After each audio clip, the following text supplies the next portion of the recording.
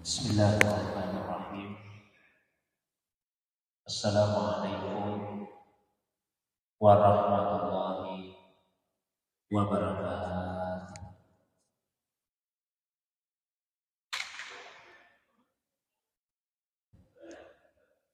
Alhamdulillahilladzi anzala sakinata fi qulubil mu'minin. Wassalatu wassalamu ala sayyidil awwalin wal akhirin, sayyidil anbiya'i wal mursalin, sayyidina wa habibina wa syafi'ina wa maulana Muhammadin wa ala alihi wa ashabihi wa ala man ittaba'an nur alladzi unsila ma'ahu ila yaumiddin, amma ba'du.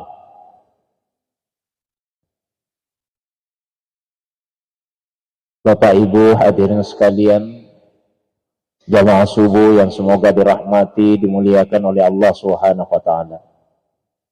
Alhamdulillah, segala puji tentunya hanyalah miliknya Allah Subhanahu wa taala semata-mata. Dialah Allah yang Maha Pengasih, Maha Penyayang. Allah yang telah mencipta, menjaga dan memelihara seluruh alam semesta.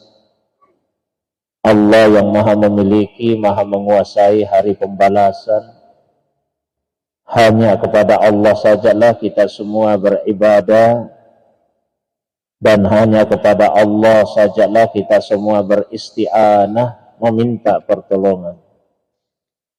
Salawat dan begitu pula salam penghormatan semoga senantiasa Allah curahkan kepada kekasih kita Rasulullah Muhammad sallallahu alaihi wasallam, begitu pula kepada keluarga, para sahabat dan juga pengikutnya yang senantiasa istiqamah menghidupkan sunnah Nabi sallallahu alaihi wasallam. Beliaulah Nabi yang telah diutus oleh Allah Subhanahu wa taala untuk menjadi rahmat bagi seluruh alam semesta. Jamaah subuh yang dirahmati, dimuliakan oleh Allah Subhanahu wa taala. Subuh ini kembali kita dihadirkan, dipertemukan oleh Allah Subhanahu wa taala dalam majlis yang semoga dimuliakan ini untuk melanjutkan kembali kajian kita, membaca dan menelaah kitab Ar-Risalah Al-Qushairiyah fi Ilmi Tasawuf, sebuah kitab yang ditulis oleh Al-Allamah Al-Arif Billah Abu Al-Qasim Abdul Karim bin Hawasin Al-Qushairi, nafa'anallahu bi'ulumihi wa ulumi masyayikhihi wa ulumi talamizatihi fid daraini, amin ya rabbal alamin. Semoga Allah Subhanahu wa taala memberikan kepada kita semua manfaat dari ilmu-ilmu beliau, ilmu-ilmu para guru-gurunya, dan ilmu para murid-muridnya. Masih dalam pembahasan tentang usulut tauhidi inda sufiyin, dasar-dasar tauhid menurut para ulama sufi. Saya kembali menekankan bahwa yang dinamakan seorang murid atau seorang salik, seseorang yang menempuh perjalanan menuju kepada Allah Subhanahu wa taala, adalah mereka yang terhimpun pada dirinya tiga hal. Yang pertama, salamatul i'tikad, akidahnya selamat. Yang kedua, husnul amal, amalnya baik. Dan yang ketiga, sidqut tawajjuh ilallahi ta'ala, jujur dalam menghadap kepada Allah Subhanahu wa ta'ala.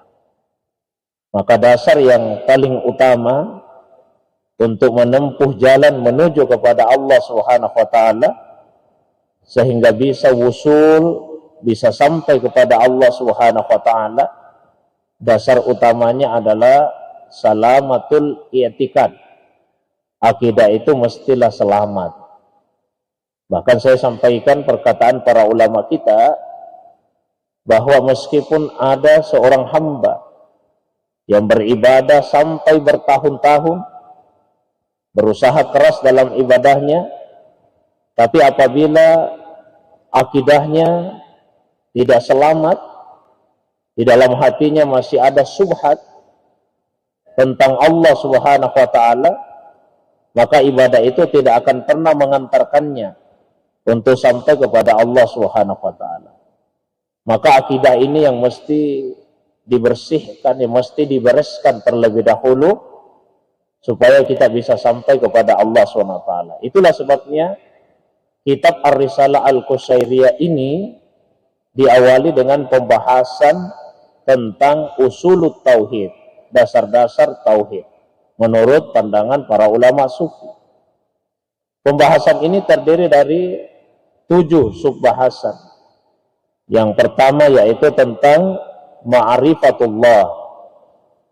Yang kedua sifatuhu, sifat-sifat Allah Subhanahu wa ta'ala. Yang ketiga tentang al-iman. Yang keempat mengenai ar-rizku, rezeki. Yang kelima tentang al-kufru, kekafiran. Yang keenam mengenai al-arsyu, mengenai aras. Dan yang ketujuh yaitu tentang al-haqqu subhanahu wa ta'ala, tentang al-haq subhanahu wa ta'ala. Terakhir, kalau sama-sama kita menelaah pembahasan tentang al-iman. Saya nukilkan perkataan terakhir sebelum masuk kepada pembahasan yang keempat mengenai al-arzak, mengenai rezeki. Perkataan terakhir yang disampaikan oleh Imam Al-Wasiti, semoga Allah Subhanahu wa ta'ala merahmati beliau. Wa qala Al-Wasiti lamma qamatil arwahu wal ajsadu billahi wa zaharata bihi la bizawatiha kadzalika qamatil hatarat wal harakat billahi la bizawatiha id annal harakat wal hatarat furu'un lil ajsadi wal arwahi. Imam Al-Wasiti berkata, ketika ruh dan jasad itu ada dengan sebab Allah Subhanahu wa ta'ala, bukan dengan kehendaknya sendiri. Dan ketika keduanya menjadi nampak, menjadi wujud dengan kehendak Allah Subhanahu wa ta'ala, bukan dengan kehendaknya sendiri, maka begitu pula lah lintasan-lintasan hati atau khatarat, begitu pula dengan harakat, gerak tubuh kita, semuanya itu karena kehendak dari Allah Subhanahu wa ta'ala. Idh annal harakat wal harakat, karena sesungguhnya gerak tubuh dan lintasan-lintasan hati itu furu'un lil ajsadi wal arwah, adalah efek, adalah buah dari adanya jasad dan ruh tersebut. Jadi penggalan kalimat ini sesungguhnya ingin menegaskan bahwasanya secara hakikat yang ada itu hanyalah Allah Subhanahu wa ta'ala, secara hakikat. Jadi secara hakikat yang ada hanyalah Allah Subhanahu wa ta'ala. Karena hanya Allah saja yang qaimun bizatihi. Hanya Allah saja yang ada dengan dirinya sendiri. Sementara selain Allah Subhanahu wa ta'ala, maka dia tidak qaimun bizatihi, tidak ada dengan dirinya. Tapi yang selain Allah Subhanahu wa ta'ala itu qaimun bighairihi, ada dengan sebab yang lain. Yang lain itu adalah dengan sebab Allah Subhanahu wa taala. Begitu pula kita ini manusia. Ya. Kita manusia yang terdiri dari unsur jasad dan unsur ruh. Jasad kita, ruh kita ada bukan dengan sebab dirinya sendiri. Tapi ruh kita ada dengan sebab Allah Subhanahu wa taala. Jasad kita ada dengan sebab Allah Subhanahu wa taala. Maka begitu pula efek yang ditimbulkan dari ruh dan jasad itu juga dengan Allah Subhanahu wa taala. Ya, efek dari adanya ruh yaitu hafarat. Adanya lintasan-lintasan di dalam hati kita. Efek dari adanya jasad kita itu adalah adanya harakat, adanya gerak kita. Maka lintasan hati dan gerak tubuh sesungguhnya secara hakikat dia tidak ada. Ya, karena dia tidak bisa menciptakan dirinya sendiri. Lintasan hati dan gerak tubuh itu menjadi ada dengan sebab Allah Subhanahu wa ta'ala. Nah, Imam Al-Qushairi ingin menekankan kepada kita tentang tauhid yang murni, yaitu satu keyakinan bahwasanya hanya Allah Subhanahu wa ta'ala yang ada secara hakikatnya. Itu bagian terakhir dari pembahasan tentang al-iman. Nah, kita masuk kepada pembahasan yang berikutnya, yang keempat, yaitu tentang al-arzaq, mengenai rezeki. Inna arzaqal ibadi mahlukatun lillahi ta'ala wa kama annahu la khaliqa lil jawahir illa Allah ta'ala fakadzalika la khaliqa lil a'rad illa Allah ta'ala. Sesungguhnya rezeki hamba itu diciptakan oleh Allah Subhanahu wa ta'ala. Maka sebagaimana tidak ada yang menciptakan jawahir, substansi, kecuali Allah Subhanahu wa ta'ala, maka begitu pula tidak ada yang menciptakan sifat-sifat dari substansi itu juga kecuali Allah Subhanahu wa ta'ala. Jadi rezeki kita ini manusia diciptakan oleh Allah Subhanahu wa ta'ala. Atau mungkin sering disampaikan ditetapkan oleh Allah Subhanahu wa ta'ala jauh sebelum manusia itu diciptakan. Maka dalam sebuah hadis disebutkan rufi'atil aqlam wa jaffatis suhuf. Pena-pena itu telah diangkat dan lembaran-lembaran itu sudah kering. Maksudnya semua sudah tercatat di Lauh Mahfuz.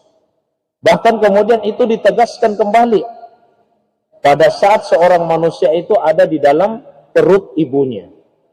Di dalam sebuah hadis yang diriwayatkan oleh Imam Al-Bukhari, semoga Allah Subhanahu wa taala merahmati beliau, disebutkan bahwasanya Rasulullah sallallahu alaihi wasallam bersabda, "Inna ahadakum yujma khalquhu fi batni ummihi arba'ina yawman nutfah, summa yakunu 'alaqatan misla dzalik, summa yakunu mudghatan misla dzalik."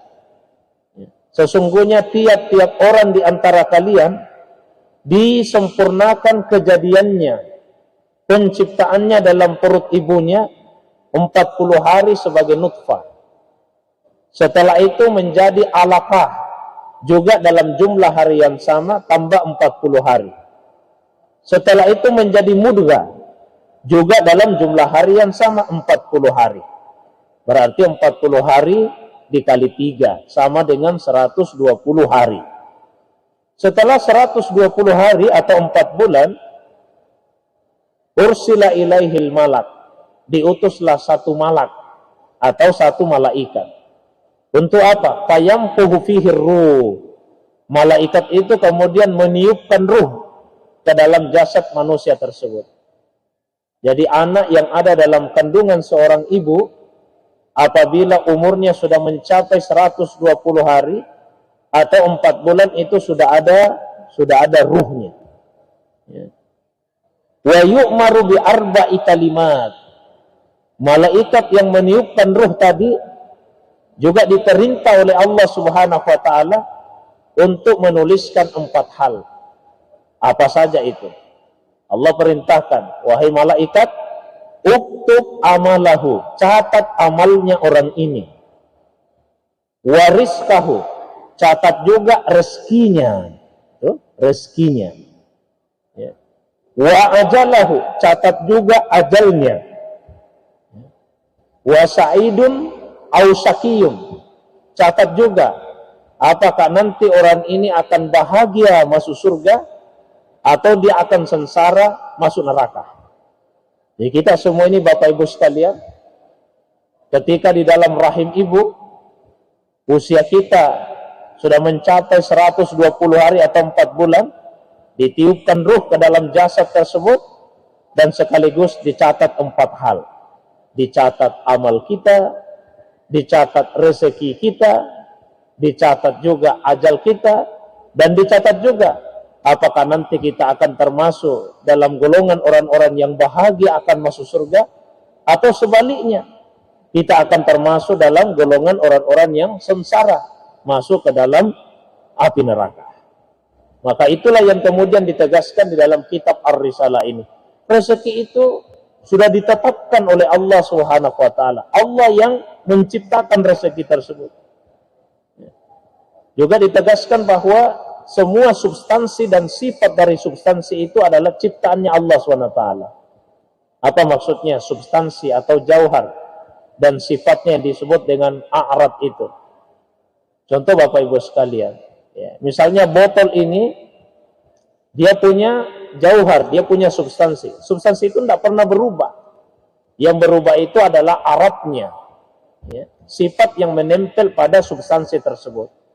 Kita bisa, mohon maaf, kita bisa ubah warnanya, ya, tapi substansi botol itu akan tetap sama. Warnanya bisa kita ubah, bentuknya bisa kita ubah. Kalau ditekan atas bawah, dia bisa berubah, Pak, menjadi lebih pendek. Tapi secara substansi tetap dia sama. Dua-duanya diciptakan oleh Allah SWT. Kita juga manusia seperti itu. Substansi kita itu tetap sama. Meskipun arat, sifat yang menempel pada substansi kita itu bisa beda-beda. Tinggi badan kita bisa berbeda, Pak, berubah. Waktu kita masih bayi, kanak-kanak, remaja, berubah, Pak, tinggi badan kita. Warna kulit bisa berubah, ya. Begitu juga sifat-sifat lain yang menempel pada diri kita. Tapi substansi kita sebagai seorang manusia itu tetap sama. Nah, dua-duanya itu adalah ciptaan Allah Subhanahu wa taala.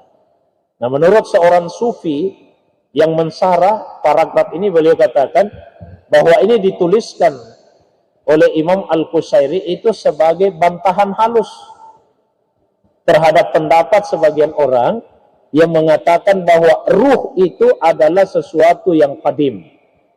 Jadi ada yang berpendapat seperti itu Bapak Ibu sekalian, bahwa ruh adalah sesuatu yang qadim. Dengan alasan di dalam Al-Quran disebutkan wa yas'alunaka 'anir ruh qulir ruhu min amri rabbi. Juga dengan alasan di dalam Al-Quran disebutkan fa idza sawaituhu wa nafakhtu fihi min ruhi. Dan apabila mereka bertanya kepadamu ya Muhammad tentang ruh, katakanlah ruh itu urusan Tuhanku. Kemudian di ayat yang lain tadi disebutkan, maka ketika Allah Subhanahu wa taala telah menyempurnakan fisiknya Nabi Adam, wa nafakhtu fihi min ruhi, saya, kata Allah, lalu tiupkan ke dalamnya min ruhi, ruh saya. Nah, sehingga dipahamilah sebagian kalangan bahwa ruh itu sesuatu yang qadim, dia tidak tercipta. Jadi pandangan ini dibantah oleh para ulama sufi, tidak. Ruh juga diciptakan oleh Allah Subhanahu wa taala. Dia pernah tidak ada. Satu-satunya yang qadim itu hanyalah Allah Subhanahu wa ta'ala saja. Ya, adapun ruh manusia awalnya dia tidak ada lalu kemudian diciptakan. Sebuah hadis yang sudah saya bacakan dalam pertemuan kita yang lalu, dalam hadis disebutkan bahwasanya Rasulullah sallallahu alaihi wasallam bersabda, "Kana Allah," ini Allah sudah ada. Walam yakun syai'un ghaira. Selain Allah belum ada. Jadi yang ada hanya Allah saja. Selain Allah belum ada. Bahkan kita tidak bisa mengatakan ada satu masa yang ada hanya Allah. Karena kalau kita mengatakan ada satu masa yang ada hanya Allah, berarti masa pun sudah ada, waktu sudah ada. Tidak. Karena Allah sudah ada. Waktu pun belum ada. Yang ada hanya Allah saja. Maka begitulah ruh manusia itu, dia tidak qadim, dia tercipta. Termasuk ruh Rasulullah sallallahu alaihi wasallam yang merupakan makhluk yang pertama diciptakan oleh Allah SWT. Diciptakan. Yang berikutnya, qala Abu Sa'id Al-Kharras, man zanna annahu idza bazzala al-juhda yasilu ila matlubihi fa huwa muta'annim. Wa man zanna annahu bighairil juhdi yasilu fa huwa mutamannim. Ini pembahasan tentang rezeki. Abu Sa'id Al-Kharras berkata, barang siapa yang mempunyai dugaan bahwa apabila dia telah mengerahkan usahanya, dia telah bekerja keras, maka itu akan bisa mengantarkannya kepada apa yang dia cita-citakan, kepada apa yang dia inginkan, maka dia akan merasakan kelelahan dalam hidup. Dan sebaliknya, wa man zanna annahu bighairil juhdi yasilu fa huwa mutamannin. Dan barang siapa yang menduga, barang siapa yang menyangka bahwa tanpa bekerja dia akan bisa sampai kepada apa yang dia cita-citakan, maka dia termasuk orang yang berangan-angan. Ini ada dua bagian, Pak ya. Yang pertama, kata beliau, kalau ada manusia yang punya dugaan, ya, dengan kerja kerasnya, dengan usahanya, maka itulah yang akan mengantarkannya kepada apa yang dia cita-citakan, maka dia akan kecapean dalam hidup ini. Nah, dia akan terus-menerus bekerja, karena dia mengandalkan kerjanya itu, usahanya itu untuk meraih yang dia inginkan. Dia lupa bahwa bukan kerja keras itu yang akan mengantarkannya kepada apa yang dia inginkan. Tapi yang akan mengantarkan kepada yang dia inginkan adalah Allah Subhanahu wa ta'ala. Ya. Bukan hanya dalam persoalan dunia, tapi juga dalam persoalan akhirat. Rasulullah SAW pernah menceritakan tentang seorang laki-laki dari Bani Israel yang hidupnya hanya diisi dengan ibadah saja. Di siang harinya dia puasa, di malam harinya dia sujud kepada Allah Subhanahu wa ta'ala. Bahkan kata Rasul, doanya kepada Allah itu adalah, ya Allah, matikan saya dalam keadaan sujud dan bangkitkan saya di hari kemudian juga dalam keadaan sujud. Kata Nabi, doanya dipenuhi oleh Allah. Laki-laki tersebut meninggal dalam keadaan sujud, dan juga nanti dia akan dibangkitkan di hari kemudian dalam keadaan sujud. Bahkan kata Nabi, pada saat itu, setelah hari kebangkitan, Allah kemudian memerintahkan kepadanya, masuklah kamu ke dalam surga dengan keridhaanku, dengan rahmatku. Tapi kata orang tadi, tidak ya Allah. Kalau saya dipersilahkan masuk surga dengan ridhamu, dengan rahmatmu, saya tidak mau. Terus apa yang kamu inginkan? Kata orang tadi, saya mau masuk surga dengan amal ibadah yang sudah saya lakukan seumur hidup saya. Di siang hari saya puasa terus, di malam hari saya sujud terus, maka saya ingin masuk surga dengan semua amal ibadah yang saya lakukan itu. Inilah orang yang menyangka bahwa kerjanya itu, usahanya itu yang akan mengantarkan dia kepada apa yang dia inginkan di akhirat. Kata Allah, jangan wahai hambaku, jangan andalkan amal ibadahmu. Masuklah ke dalam surga dengan ridhaku, masuklah ke dalam surga dengan rahmatku. Tidak ya Tuhan, saya ingin masuk surga dengan amal ibadah saya. Maka kata Allah, apabila kamu menyangka amal ibadah yang sudah kamu lakukan seumur hidupmu itulah yang membuatmu pantas untuk masuk ke dalam surga. Jangan lupa, saya telah mengaruniakan begitu banyak nikmat. Saya telah memberikan begitu banyak rezeki kepadamu. Nah, sekarang mari kita timbang antara amalmu itu dengan nikmat, dengan rezeki yang sudah saya berikan kepadamu. Ditimbanglah, Pak. Ditimbang antara amal ibadahnya seumur hidup dengan nikmat yang Allah berikan kepadanya. 1 biji saja bola mata ini. Ternyata yang lebih berat adalah 1 biji bola mata. Ini baru 1 biji. Belum kalau 2, belum seluruh tubuh. Ya, belum lagi nikmat batin yang kita tidak ketahui yang ada di dalam diri kita ini.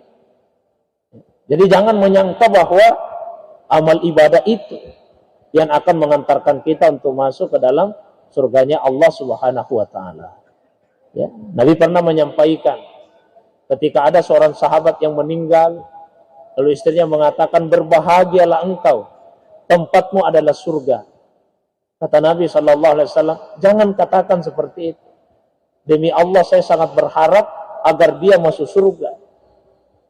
Tapi tidak ada yang tahu setelah kita meninggal kita akan masuk ke mana, ke surga atau ke neraka, kecuali Allah Subhanahu wa taala. Dan bukan amal ibadah yang akan memasukkan seseorang itu ke dalam surga. Nah, maka kemudian dia bertanya, bagaimana dengan Anda ya Rasulullah? Kata Nabi, ya saya juga. Hanya saja Allah Subhanahu wa taala telah meliputi saya dengan rahmatnya. Ya, karena itu yang kita minta kepada Allah itu adalah rahmatnya, minta ridhanya sebelum minta surganya. Allahumma inna nas'aluka ridhaka wal jannah. Ya Allah, kami minta kepadamu ridhamu dan surgamu. Ya. Karena sekali lagi Pak, bukan amal yang akan membuat kita masuk ke dalam surga. Ya, tapi yang akan mengantarkan kita adalah rahmatnya Allah, ridahnya Allah. Itu di akhirat. Termasuk juga di dunia ini. Yang kita menduga bahwa kekayaan seseorang itu dia peroleh karena kerja keras. Jabatan itu dia peroleh karena kerja keras. Kalau itu yang ada di dalam benak kita, maka kita akan kecapean dalam hidup.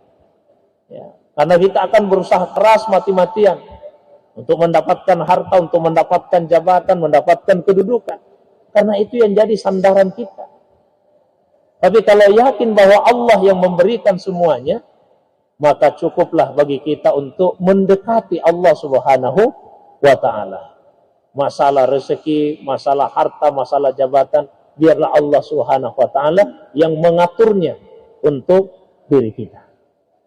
Namun di sisi lain, Bapak Ibu jamaah sekalian, di sisi lain, boleh juga mengingatkan, tapi barang siapa yang menyangka bahwa tanpa mengerahkan usaha, dia akan sampai kepada tujuan, maka itu orang yang berangan-angan. Kalau ada yang mengatakannya, sudah kalau begitu Ustaz, kita tidak usah salat, tidak usah puasa, tidak usah zikir, tidak usah baca Al-Quran, tidak usah ikuti pengajian, toh Allah yang menentukan segalanya. Ya, kita berdoa saja supaya Allah masukkan kita ke dalam surga. Tidak usah kita beribadah. Itu orang yang berangan-angan. Kalau orang itu sudah berangan-angan, maka dia akan tertipu dengan angan-angannya tersebut. Orang sufi pernah berkata, tipis sekali bedanya antara seseorang yang punya raja, punya pengharapan kepada Allah dengan orang yang maghrur, orang yang tertipu. Ya. Bedanya di mana? Kalau orang yang berharap kepada Allah Subhanahu wa ta'ala itu, maka dia akan mengerahkan usahanya dengan sepenuhnya, sembari tetap berharap kepada Allah SWT. Tapi kalau orang yang tertipu dengan dirinya, maka dia tidak akan berusaha. Ibaratnya Bapak Ibu sekalian, ini ibaratnya. Ada seorang anak, besok mau ujian di sekolahnya. Lalu orang tuanya meminta, nak belajar baik-baik, karena besok ada ujianmu.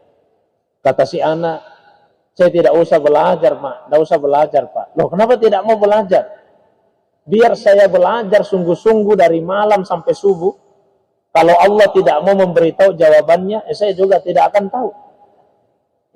Dan sebaliknya, sekalipun saya tidak belajar, saya tidur saja, tidak pernah saya sentuh-sentuh buku, saya tidur saja. Tapi kalau Allah mau memberitahu jawabannya, saya pasti bisa menjawab. Jadi saya berharap saja kepada Allah Subhanahu wa taala. Ini bukan berharap. Ini berangan-angan namanya, menipu diri. Nah, itu yang beliau ingatkan. Jadi kalau seseorang itu merasa bahwa tanpa bekerja, tanpa beribadah, tanpa beramal, dia akan bisa sampai kepada yang dia inginkan, itu orang yang berangan-angan. Bukan orang yang punya raja. Bukan orang yang punya pengharapan kepada Allah Subhanahu wa taala. Orang yang berharap kepada Allah, dia akan berusaha maksimal, tapi tidak i'timad. Dia tidak akan bersandar kepada amalnya. Sandarannya adalah Allah. Terus kenapa dia beramal? Karena Allah yang memerintahkan dia untuk beramal. Kita salat, Pak, tidak bersandar kepada salat kita. Kita melaksanakan salat, melaksanakan puasa, zikir, tapi kita tidak bersandar kepada amal itu untuk masuk ke dalam surga. Tapi mengapa kita salat, mengapa kita puasa, mengapa kita zikir? Karena Allah sandaran kita itu yang memerintahkan kita untuk melakukannya. Seandainya Allah tidak memerintahkan kepada kita untuk salat, untuk zikir, kita tidak akan kerjakan. Oh, sandaran kita Allah. Namun Allah yang perintahkan, maka kita mengerjakan apa yang diperintahkan oleh Allah Subhanahu wa taala tersebut. Jadi hindari dua kutub yang ekstrim ini. Kutub yang pertama yang akan kelelahan dalam hidupnya karena sandarannya adalah amal. Kutub yang kedua yang tidak mau beramal sama sekali. Ya. Menipu dirinya sendiri. Jadi yang pertama disebut muta'annin, yang kedua disebut dengan mutamannin. Seorang muslim sandarannya adalah Allah Subhanahu wa taala, tapi dia tetap beribadah, beramal dengan maksimal karena Allah yang menjadi sandarannya, memerintahkan kepadanya untuk itu. Nah, jamaah subuh yang dirahmati, dimuliakan oleh Allah.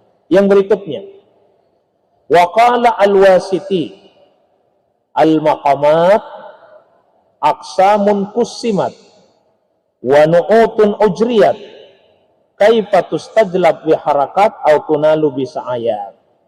Ini sesungguhnya penegasan dari apa yang sudah disampaikan sebelumnya, bahwa segala sesuatu itu, kedudukan, rezeki dan sebagainya adalah pembagian yang sudah dibagi oleh Allah Subhanahu wa taala. Jadi jangan kita menyangka bahwa semua itu akan bisa kita raih dengan gerak kita, dengan usaha kita. Semua dibagi oleh Allah Taala. Maka kita ini sebagai hamba ya minta selalu rezeki kepada Allah SWT.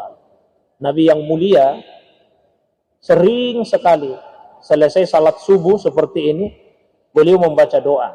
Ini doa yang sering dibaca oleh Nabi selesai salat subuh. Allahumma inna nas'aluka ilman nafi'ah wa rizqan wasi'ah. Di riwayat yang lain wa rizqan thayyibah wa amalan mutaqabbalah. Ini doa yang sering Nabi baca selesai salat subuh. Ya Allah, kami meminta kepadamu ilmu yang manfaat, rezeki yang luas atau rezeki yang baik, wa amalan mutaqabbalah, dan amal yang diterima. Nah, minta itu kepada Allah SWT, terutama selesai salat subuh. Minta ilmu yang manfaat, karena ilmu itu ada yang tidak manfaat. Ilmu sihir misalnya itu tidak manfaat. Ada ilmu yang aslinya ilmu yang manfaat, tapi kemudian ilmu itu tidak memberikan manfaat kepada pemilik ilmu tersebut. Mohon maaf, mungkin ada orang yang punya pengetahuan tentang tafsir Al-Quran, pengetahuan tentang hadis, tapi pengetahuannya itu tidak bermanfaat untuk dirinya. Karena ilmu yang manfaat itu adalah ilmu yang bisa mengantarkan kepada pemilik ilmu tersebut, kepada pemilik ilmu yang sesungguhnya, yaitu Allah Subhanahu wa taala. Jadi sebanyak apapun pengetahuan agama yang dimiliki seseorang, kalau pengetahuan agama itu tidak bisa mengantarkannya kepada Allah, maka ilmu itu tidak manfaat untuk dirinya. Ada lagi ilmu Pak yang manfaat untuk dirinya, tapi tidak bermanfaat untuk orang lain. Dia tidak mengajarkan ilmu tersebut kepada sesama. Nabi SAW pernah menyampaikan, man su'ila an ilmin fakatamahu. Barang siapa yang ditanya tentang suatu ilmu, lalu kemudian ilmu itu dia sembunyikan, lujima yaumal qiyamah bilijami minan nar. Maka dia akan dicambuk di hari kemudian dengan cambuk yang terbuat dari api. Ya, kalau menyembunyikan ilmu, kitmanul ilmu itu termasuk salah satu dosa. Nah, inilah yang membuat Abu Hurairah itu menyampaikan sebuah hadis yang sebetulnya sekian lama beliau segan untuk menyampaikan hadis itu. Karena khawatir hadis itu membuat banyak orang kemudian bermalas-malasan. Apa itu? Suatu ketika Rasulullah SAW menyampaikan kepada Abu Hurairah, ya, man kana akhiru kalamihi la ilaha illallah dakhalal jannah. Barang siapa yang akhir ucapannya adalah la ilaha illallah, maka dia akan masuk surga. Kata Abu Hurairah, ya Rasulullah, apa saya boleh sampaikan kabar gembira ini kepada kaum muslimin? Kata Nabi, sampaikanlah. Abu Hurairah kemudian bergegas ingin menyampaikan berita itu. Di tengah jalan ketemu Umar. Umar bertanya, Abu Hurairah, kamu mau kemana?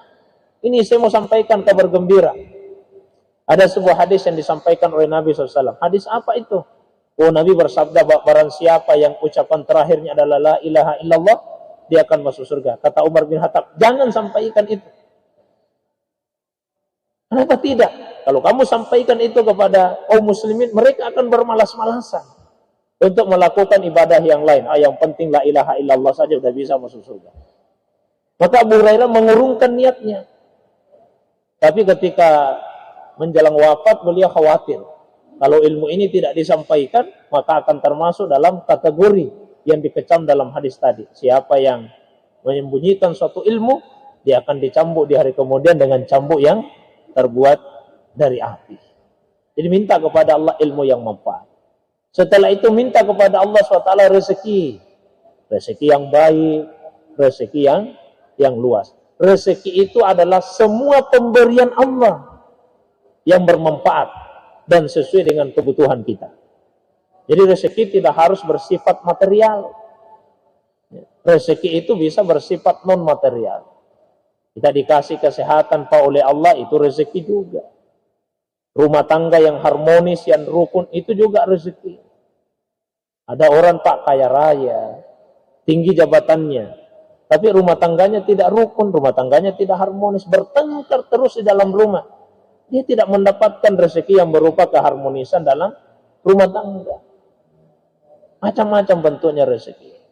Ilmu itu juga rezeki dari Allah Subhanahu wa taala sesungguhnya, kalau dalam makna yang luas. Jadi minta kepada Allah ilmu yang manfaat, minta rezeki yang baik, rezeki yang luas. Kemudian yang terakhir minta kepada Allah amalan mutakabbalah, amal yang diterima oleh Allah Subhanahu wa taala. Karena ada amal yang tidak diterima. Ada amal yang tertolak. Amal apa itu yang tertolak? Satu, amal yang dilakukan tidak dengan keikhlasan. Ya.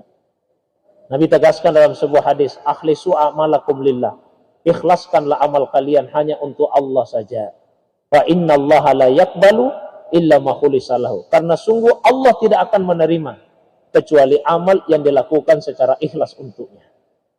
Ya. Kemudian yang kedua, amal yang tertolak, yaitu amal yang dilakukan tidak sesuai dengan tuntunannya Nabi. Jadi biar kita ikhlas beramal, kalau tidak sesuai dengan tuntunan Nabi, maka itu juga bisa tertolak. Man ahdasa fi amrina ma laysa minhu fahuwa raddun. Barang siapa yang mengada-adakan sesuatu amalan yang bukan bagian dari urusan agama ini, maka apa yang dia ada-adakan itu akan tertolak. Ada orang salat subuh Pak, 6 rakaat. Begitu ditanya, kenapa salat subuhnya 6 rakaat? Tidak apa-apa. Yang penting saya ikhlas. Saya melakukan ini betul-betul ikhlas karena Allah Ta'ala, bukan karena mau dipuji oleh manusia. Karena Allah. Saya lakukan 6 rakaat karena perasaan saya hari ini enak sekali, nyaman sekali rasanya salat. Tidak cukup kalau cuma 2 rakaat. Sekalian 6 rakaat saja. Siapa tahu besok perasaan saya tidak begini lagi. Lusa tidak begini lagi. Jadi sekalian 6 rakaat saya kerjakan salat subuh. Nah, kalau ada orang salat subuh pas seperti 6 rakaat ikhlas karena Allah, apakah akan diterima oleh Allah amalnya? ya tetap tidak diterima meskipun ikhlas, karena tidak sesuai dengan tuntunan Rasulullah Sallallahu Alaihi Wasallam. Keikhlasan itu urusan hati, tapi amal yang sesuai dengan tuntunan Rasulullah SAW itu persoalan ilmu. Disitulah pentingnya kita memperbaiki hati dan memiliki ilmu. Memperbaiki hati dengan zikir, memiliki ilmu dengan menghadiri majelis taklim. Ya, maka seyogianya kita menghadiri majelis zikir dan menghadiri majelis taklim, majelis ilmu. Hadiri dua-duanya. Kalau ada majelis zikir, datangi majelis zikir itu. Memperbaiki hati kita. Ada majelis taklim, hadiri majelis taklim itu. Nah, kita dapat ilmu. Ada sebagian orang rajin saja menghadiri majelis ilmu, tapi jarang atau tidak pernah menghadiri majelis zikir. Ilmunya bertambah, keikhlasan tidak bisa tumbuh di hatinya. Jarang menghadiri majelis zikir. Ada yang rajin menghadiri majelis zikir, tapi tidak pernah menghadiri majelis ilmu. Keikhlasannya tumbuh dalam beramal, tapi sayangnya amalnya tidak sesuai tuntunan syariat karena kurang ilmunya. Dihadiri ini dua-duanya, zikir dan ilmu. Inilah dua sayap yang insya Allah akan bisa mengantarkan kita kepada Allah Subhanahu wa Ta'ala. Saya kira itu pengantar Pak yang bisa sampaikan pada pengajian kita di subuh ini. Mudah-mudahan ada manfaatnya, dan seperti biasa saya berikan waktu yang lapang. Kalau ada yang ingin ditambahkan, ada yang ingin didiskusikan, baik yang berkaitan dengan apa yang saya sampaikan tadi atau masalah agama yang lain, saya persilakan pada jamaah sekalian. Silakan. Ini Pak ya. Akhirat itu konotasinya adalah ridhanya Allah. Jadi, kalau kita katakan mengejar akhirat, itu sebetulnya yang kita maksud adalah mengejar ridhanya Allah Subhanahu wa Ta'ala. Kalau kita sungguh-sungguh mengejar ridhanya Allah, lalu kemudian kita mendapatkan ridha dari Allah SWT, karena sebetulnya puncak dari pemberian Allah kepada manusia itu adalah ridhanya. Itu puncak pemberian Allah kepada manusia. Coba kita lihat. Terhadap Nabi saja, terhadap Nabi, Allah SWT menjanjikan, wala sawfa yu'tika rabbuka fatarda. Dan Allah akan terus menerus memberikan kepadamu ya Muhammad. Kamu akan terus menerus dikasih nikmat, fatarda, sampai engkau rida. Nabi rida kalau Allah sudah rida juga kepadanya. Saling rida. Sehingga di Al-Quran dibahasakan radhiyallahu anhum wa radu anhu. Mereka rida kepada Allah dan Allah pun rida kepada mereka. Jadi kalau dikatakan mengejar akhirat, itu maksudnya mengejar keridhaan dari Allah Subhanahu wa Ta'ala. Sekarang pertanyaannya, kalau Allah sudah rida kepada kita, Allah rida kepada kita, maka apakah Allah Subhanahu wa Ta'ala akan membiarkan hamba yang diridainya itu berada dalam kesulitan hidup? Tidak. Perbandingan Pak ya, walillahil masalul a'la. Tentu Allah sangat jauh untuk diperumpamakan, tapi ini untuk memudahkan saja pemahaman. Kalau misalnya orang tua dia rida kepada anaknya, Allah, ada orang tua rida kepada anaknya, sayang sekali kepada anaknya, dia tidak akan pernah membiarkan anaknya itu berada dalam kesulitan. Begitu ada masalah anaknya, langsung orang tua itu yang kemudian turun tangan menyelesaikan. Ada seorang pemimpin, atasan, rida kepada bawahannya, tanya bawahannya, kenapa hari ini sepertinya kamu kurang senang, kurang enjoy bekerja? Ada masalah saya Pak, di rumah begini-begini. Kalau atasan itu rida kepada atasan, dia akan bantu. Apa masalahmu? Dibantu Pak. Itu manusia, apalagi Allah Subhanahu wa Ta'ala. Kalau Allah yang sudah memberikan keridaannya kepada kita, tidak akan dibiarkan kita berada di dalam kesulitan hidup itu. Jadi kalau kita betul-betul mengejar akhirat, mengejar ridhanya Allah, dunia ini akan ikut semua kepada kita. Tapi kalau dunia yang kita kejar, akhirat tidak akan mungkin kita peroleh. Itu kira-kira pemanahnya. Wallahu a'lam bishawab. Assalamualaikum warahmatullahi wabarakatuh. Assalamualaikum. Saya juga ingin melanjutkan. Saya sampaikan yang lalu perkataan seperti ini. Inna salata ala nabi mursidun liman la mursidalahu. Sesungguhnya bersalawat kepada Nabi itu adalah mursyid bagi orang yang tidak punya mursyid. Atau biibaratin ukhra, dengan ungkapan yang lain ulama kita menyatakan, inna salata ala nabi taqumu maqamal mursyid. Sesungguhnya bersalawat kepada Nabi itu menempati posisi sebagai mursyid. Maka bagi mereka yang belum memiliki mursyid, karena di Al-Quran kan disebutkan, Pak, wa may yudlilillah falan tajidalahu waliyam mursyida. Siapa yang Allah kehendaki untuk tersesat, kalau ada orang yang akan tersesat, falan tajidalahu waliyam mursyida, maka dia tidak akan pernah mendapatkan seorang wali mursyid bagi dirinya. Mafhumnya apa?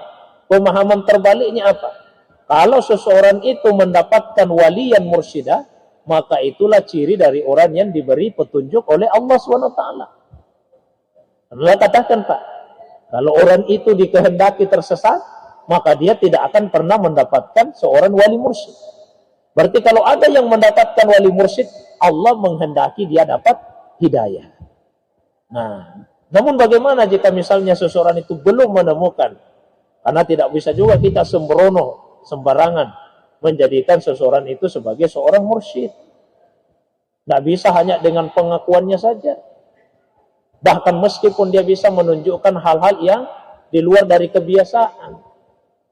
Ya, karena misalnya ada orang yang bisa, sini saya ini seorang mursyid, loh buktinya apa? Saya bisa terbang, saya bisa berjalan di atas air, saya bisa membengkokkan besi, ya macam-macam. Ya. Saya punya ilmu kebal dan seterusnya. Jadi saya ini seorang mursyid. Tidak bisa, Pak, dengan mudah kita menjadikan seorang itu sebagai mursyid. Ada syarat-syaratnya. Ya. Di antara syaratnya yang utama, dia menjadi mursyid itu karena dapat ijazah dari mursyid yang sebelumnya.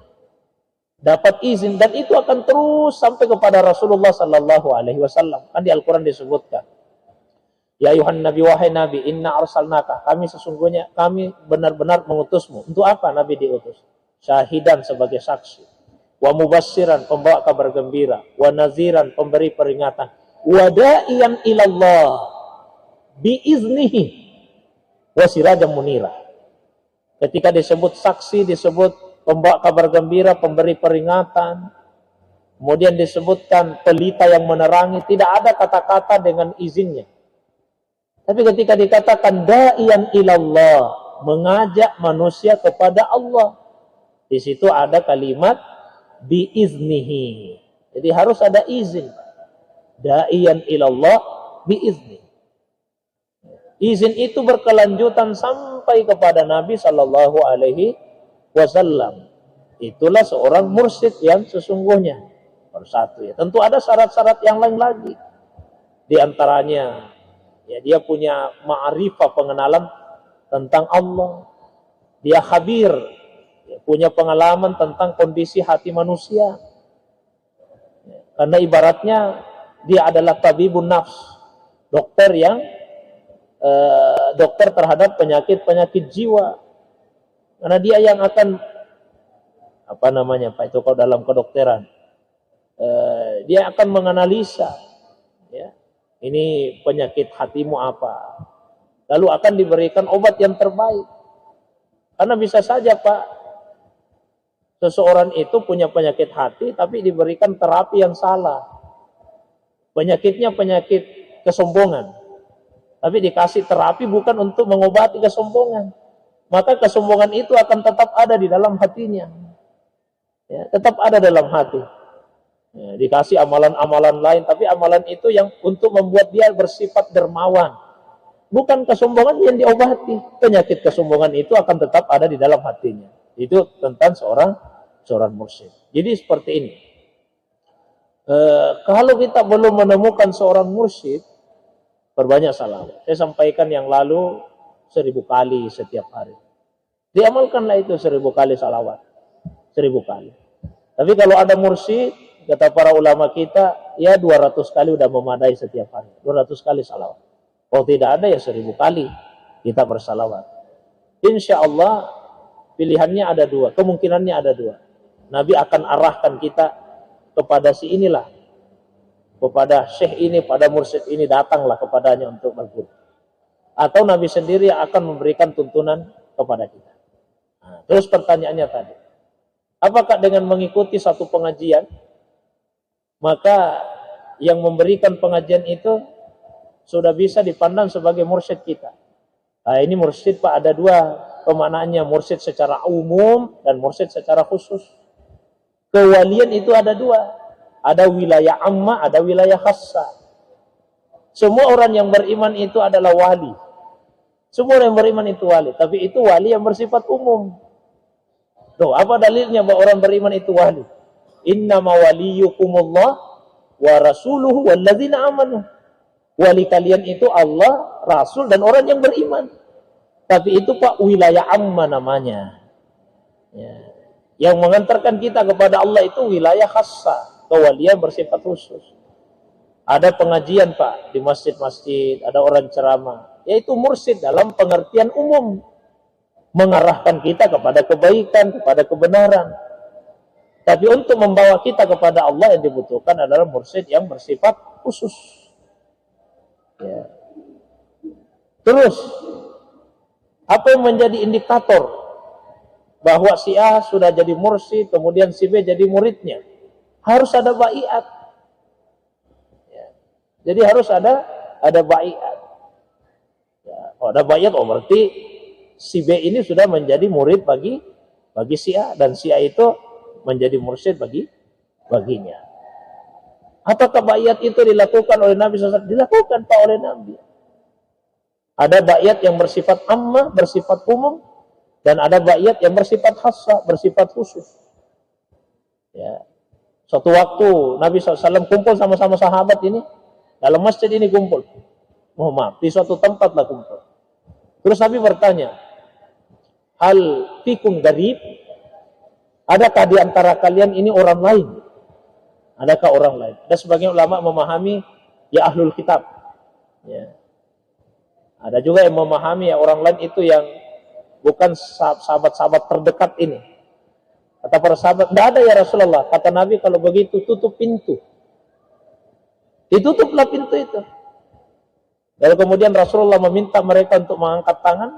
Kemudian Nabi ajarkan, talkinkan kalimat la ilaha illallah. Apakah sebelum itu mereka tidak mengucapkan kalimat la ilaha illallah? Oh, diucapkan Pak. Tapi kemudian ditalkin secara khusus oleh Nabi Shallallahu Alaihi Wasallam.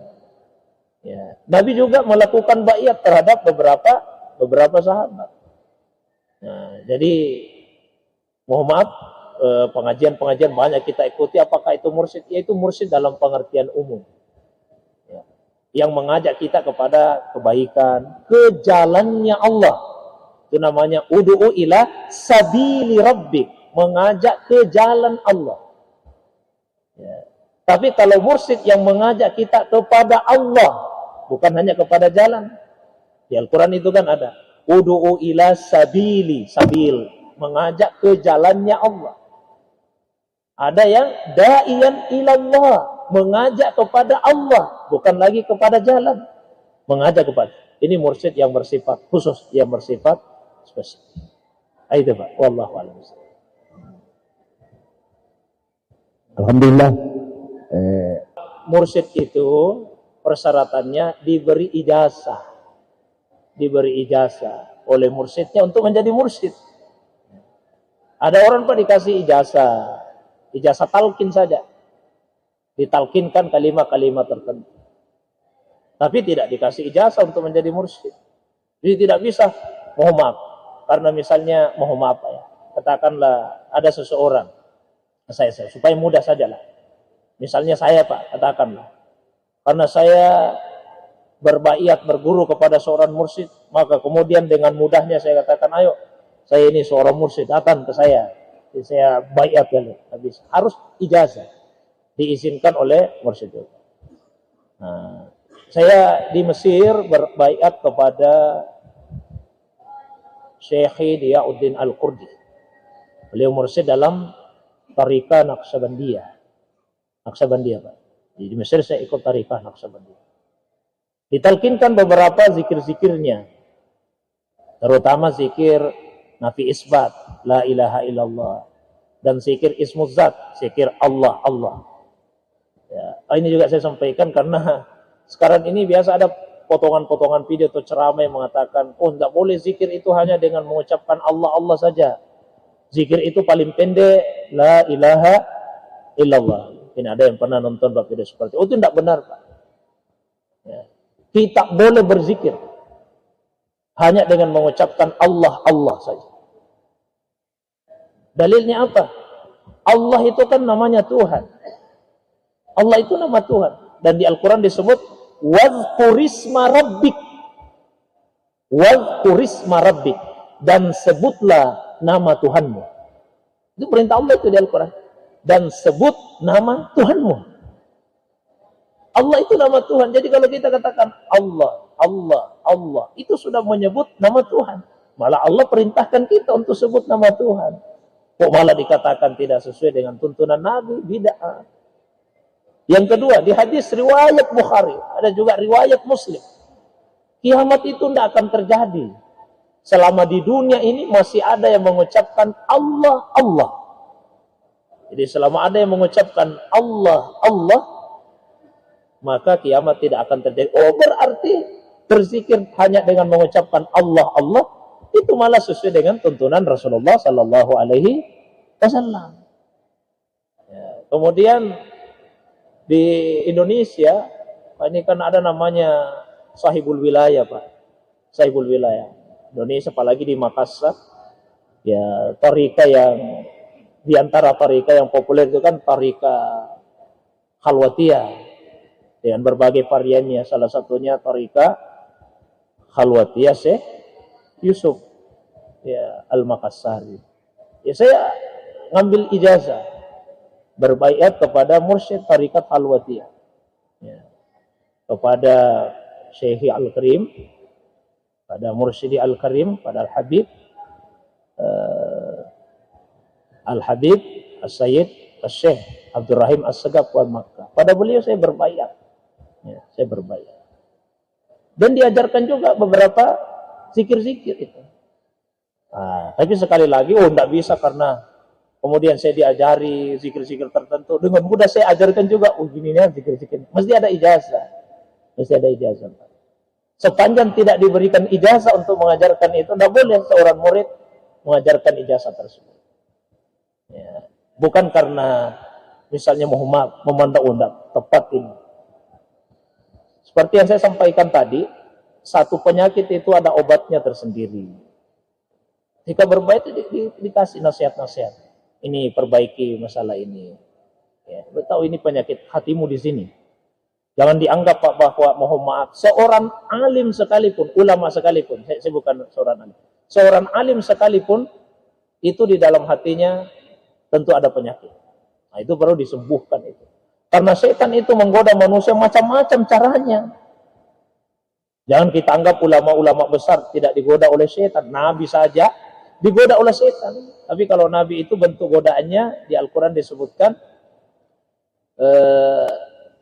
Rasulullah SAW itu diperintah oleh Allah SWT, apabila kamu digoda oleh setan maka ucapkanlah fasta'idz billah, berlindunglah kepada Allah Subhanahu wa taala dari godaan setan tersebut. Diminta juga oleh Allah SWT untuk berlindung kepada Allah. Apalagi manusia biasa yang bukan nabi, setinggi apapun keilmuannya itu. Nah, hati itu mesti dibersihkan. Di antara beberapa ulama kadang-kadang ada masalah, Pak.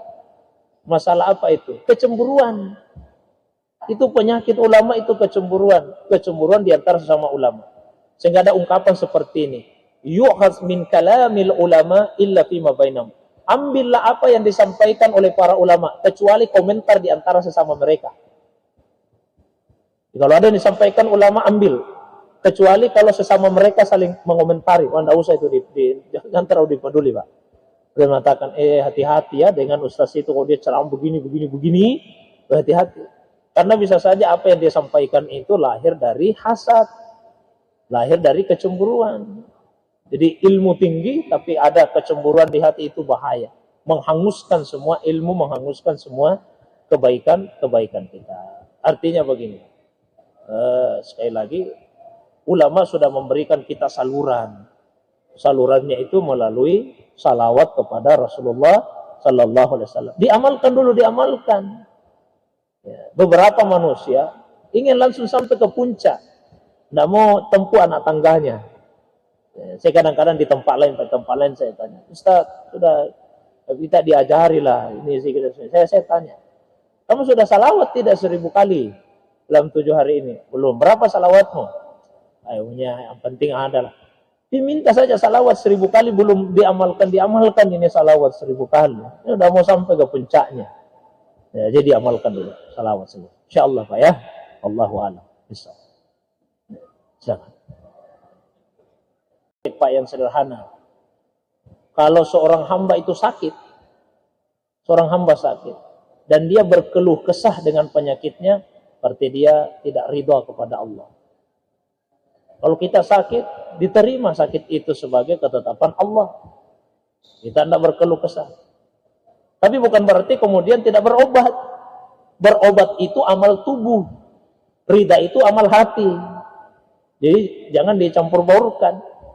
Kemudian dikatakan, sudah katanya Ustaz kalau kita sakit ridha saja, tidak usah berobat. Nah, ridha itu amal hati. Amal hati. Ya. Kalau berobat itu bukan amal hati, itu amal tubuh.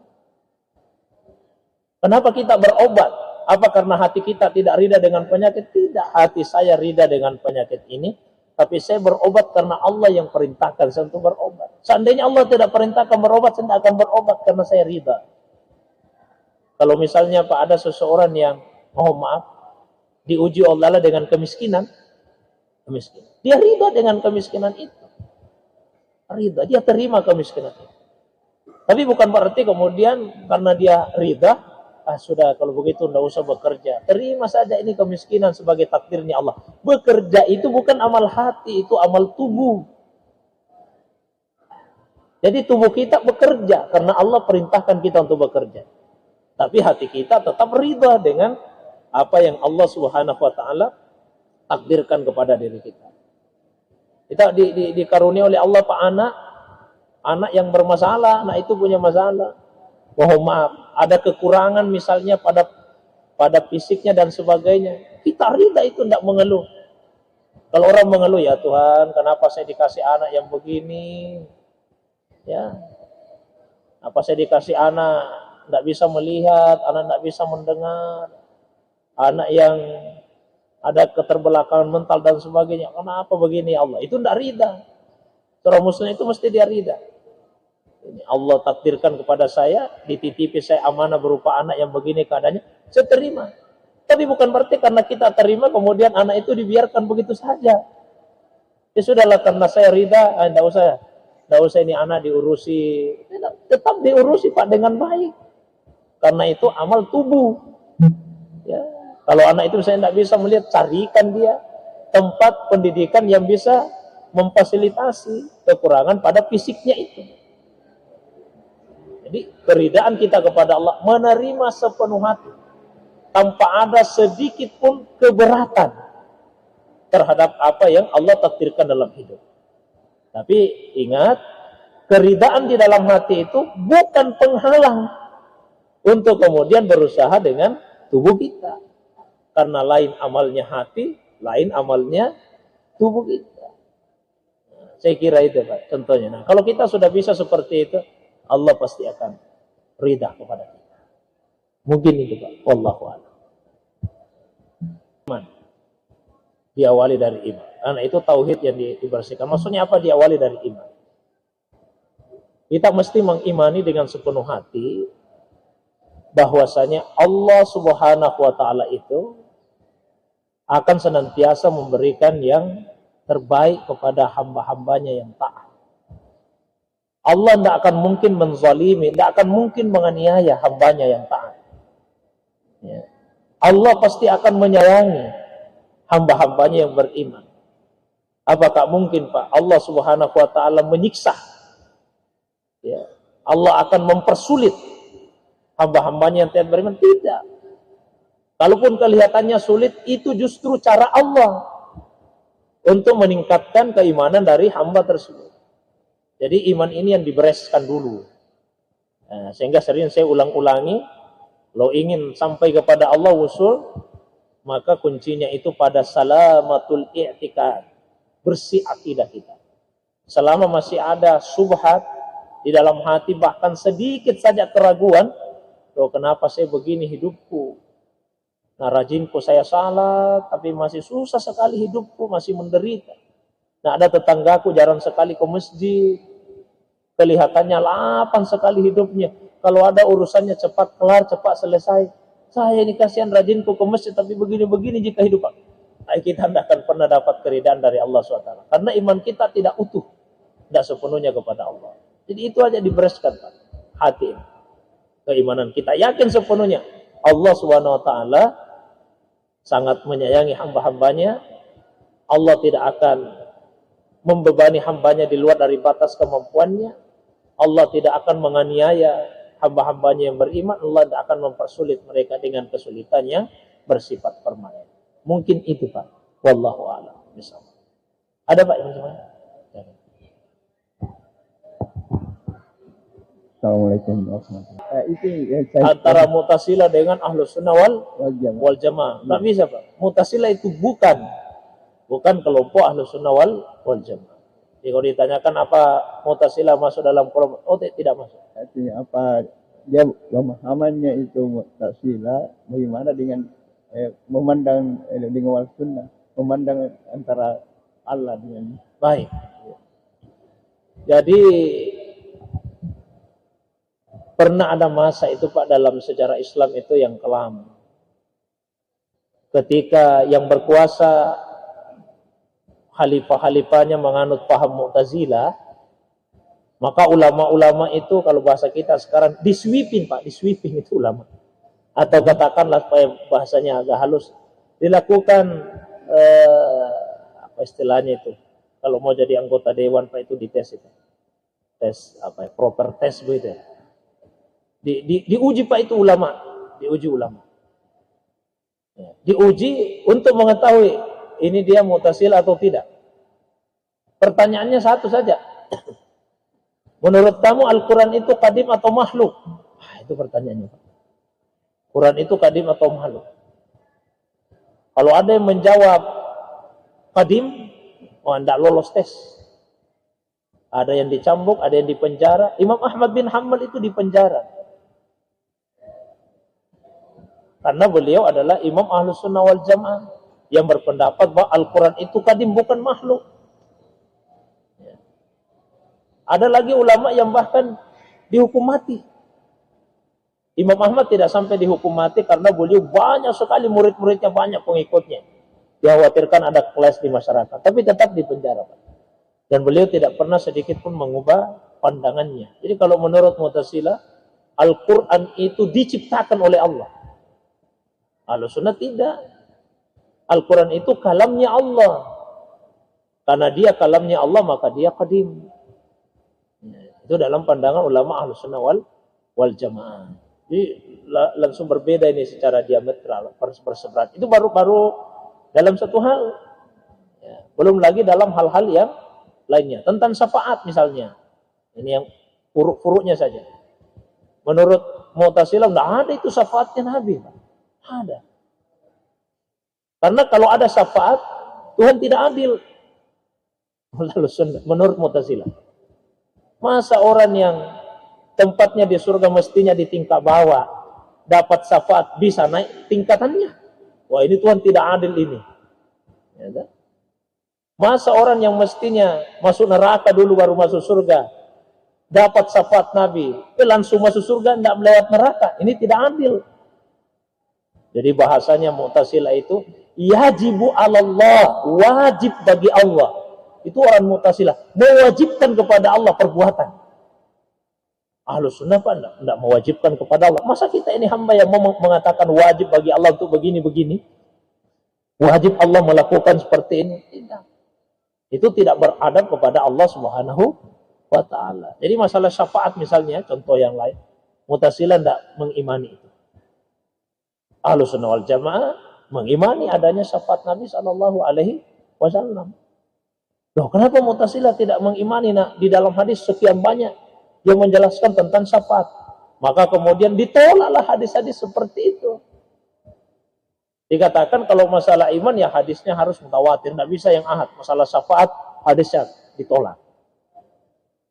Yang lain lagi saya sampaikan yang lalu, misalnya tentang memandang Allah di hari kemudian. Itu kenikmatan yang Allah janjikan kepada hamba-hambanya yang beriman. Wujuhu yawma idzin nadhira ila rabbiha nazirah. Wajah-wajah pada hari itu berseri-seri, kepada Tuhannya lah mereka memandang. Maka menurut ulama Ahlussunnah wal Jamaah, kenikmatan yang terbesar yang akan didapatkan penghuni surga di hari kemudian, kenikmatan memandang Allah Subhanahu wa ta'ala. Tapi kalau menurut Mu'tazilah, oh Tuhan tidak bisa dilihat. Di dunia dan di akhirat tidak bisa dilihat. Itu Mu'tazilah, Pak. Alasannya apa? Semua yang bisa dilihat itu harus ada tempatnya. Menurut Mu'tazilah, yang bisa dilihat itu yang ada tempatnya. Contoh, ini botol bisa dilihat karena dia ada tempatnya di meja. Ini kitab bisa dilihat, ada tempatnya. Masjid ini bisa dilihat, ada tempatnya di atas tanah ini. Jadi semua yang bisa dilihat harus ada tempatnya. Allah ada tempatnya tidak? Tidak ada. Karena Allah tidak bertempat, maka menurut orang-orang Mu'tazilah, Allah tidak bisa dilihat. Jadi kata ulama Ahlussunnah wal Jamaah, siapa yang mengatakan bahwa yang bisa dilihat yang ada tempatnya? Yang bisa dilihat itu yang ada. Kalau dia ada, dia bisa dilihat. Allah itu ada, maka dia bisa dilihat. Ya, tidak harus yang ada tempatnya, tapi yang ada. Yang ada, sesuatu yang ada lalu kemudian tidak dilihat, itu bukan karena dia tidak bisa dilihat, tapi karena ketidakmampuan kita melihatnya. Jadi jangan menganggap bahwa kalau ada sesuatu yang kita tidak lihat, itu karena dia tidak bisa dilihat. Bukan. Tapi karena ketidakmampuan kita melihat. Contoh Pak ya, Pak, yang makhluk-makhluk kecil itu, makhluk-makhluk kecil, kan mata kita tidak bisa melihatnya ini. Bukan karena dia tidak bisa dilihat, tapi karena mata kita yang tidak bisa melihatnya. Dia bisa dilihat sebetulnya ketika mata itu diberikan bantuan. Pakailah mikroskop. Ternyata ketika kita pakai mikroskop, benda-benda yang kecil itu bisa dilihat. Berarti sejak awal dia bisa dilihat. Hanya mata kita yang tidak bisa melihatnya. Nah, di hari kemudian Allah akan memberikan kemampuan kepada manusia, kepada mata manusia, untuk melihat Allah SWT. Maka Allah itu bisa dilihat. Bukan hanya dengan mata hati, bukan hanya dengan basirah, tapi dengan basar, dengan mata kepala. Tentang bagaimana caranya, ya Allah yang tahu, Allah yang memberikan kemampuan kepada kita. Jadi untuk pertanyaan tadi sederhananya, Mu'tazilah bukanlah bagian dari kelompok Ahlussunnah wal Jamaah, bahkan antitesanya, lawannya Pak itu, lawannya. Ada tokoh Mu'tazilah yang besar, kemudian keluar dari Mu'tazilah itu, Imam Abu Hasan Al-Asy'ari, karena menyadari kesalahan-kesalahan atau katakanlah masalah-masalah yang terdapat di dalam paham Mu'tazilah. Saya kira itu Pak. Wallahu a'lam bishawab. Cukup ya. Mungkin itu untuk subuh ini. Mudah-mudahan ada manfaatnya. InsyaAllah kita lanjutkan ke depan. Saya mohon maaf jika ada yang kurang dipahami. Itu bukan karena peliknya ilmu ini, tapi karena cara saya menyampaikan mungkin yang kurang pas. Demikian kita tutup dengan doa. Alhamdulillahirabbil alamin, hamdan na'imin, hamdan syakirin, hamdan yuwafi kafi mazida, ya rabbana lakal hamdu kama yanbaghi li jalali wajhikal karim li 'azimi sultanik. Allahumma salli ala sayyidina habibina syafiina maulana Muhammad. Allahumma salli wa sallim wa barik alaihi. Allahumma faqihna fid din wa 'allimna ta'wil. Allahumma faqihna fid din wa 'allimna ta'wil. Allahumma faqihna fid din wa 'allimna ta'wil. Allahumma ghafir lana wa li masyayikhina khususan wa li ikhwanina minal muslimin al muslimat wal mu'minina wal mu'minat al ahya'i minhal amwat innaka sami'un qaribun mujibud da'wat. Allahumma ja'al mahbuban fi qalbi syekh waj'al mahbuban fi qalbi wa qulubin nas. Rabbana atina fid dunya hasanah wa fil akhirati hasanah wa qina adzabannar. Subhanaka rabbil izzati amma yasifun wa salamun alal mursalin wa akhiru da'wana anil hamdulillahi rabbil alamin. Demikian, assalamualaikum warahmatullahi wabarakatuh.